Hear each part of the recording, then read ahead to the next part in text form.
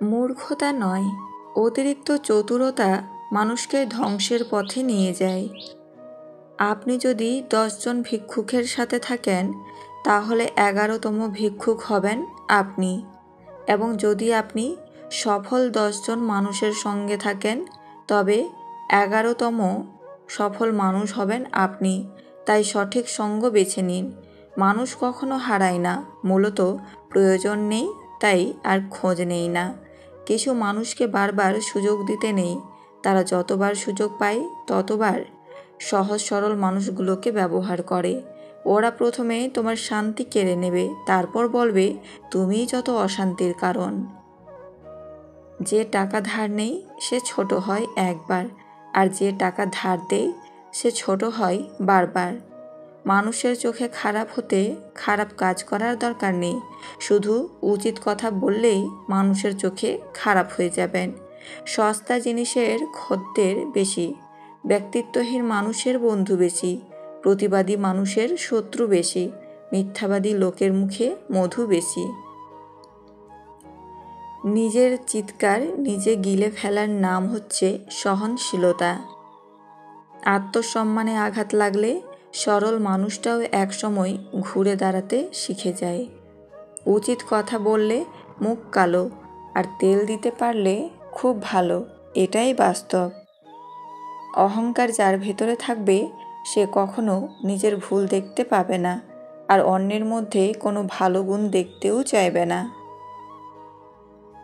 কিছু বিবেকহীন মানুষ তাদের স্বার্থ উদ্ধার করার জন্য কিছু অসহায় মানুষকে ধ্বংসের দিকে ঠেলে দেয়। প্রত্যেকটা মানুষের মেন্টালিটি আলাদা। দেখবেন কারো কাছে আপনি খুব খারাপ, আবার কারো কাছে আপনি খুব চমৎকার মানুষ। যার যার দৃষ্টিভঙ্গি মূল। বোকা মানুষগুলো ইচ্ছে করে হেরে যায় না, তাদের বিভিন্ন কৌশলে ঠকিয়ে দেওয়া হয়। একটি ফুল কখনো তার সৌন্দর্য নিয়ে অহংকার করে না, তবুও সবার নজর কাড়ে।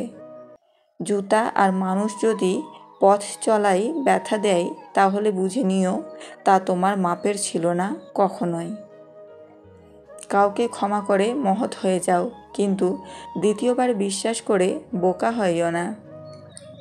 অস্থায়ী জীবনের চিরস্থায়ী শুধু মানুষের সুন্দর ব্যবহার, যেটা মৃত্যুর পরও সবার স্মৃতিতে থাকবে।